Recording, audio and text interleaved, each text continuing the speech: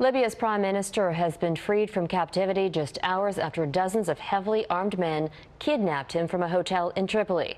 The kidnapping appears to be in retaliation for a U.S. raid that snatched an al-Qaeda suspect from Libya's streets. Stuart Greer has more on what's driving instability in the North African country.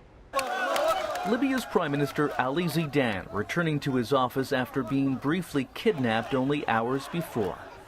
He was snatched at gunpoint from his residence in the Corinthia Hotel by 150 former rebels. It's thought they were upset at the government because U.S. Special Forces entered the country on the weekend to seize al-Qaeda suspect Abu Anas al-Libi.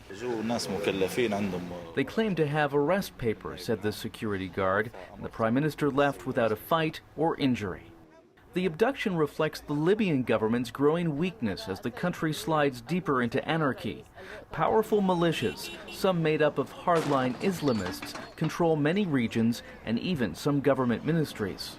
The kidnapping of Prime Minister Ali Zidane in Libya was really only a matter of time. Senior officials in the country have been detained by armed groups, they've been shot at, and the government really exerts very little control, even in the capital Tripoli, which is really mainly controlled by autonomous armed groups or militias.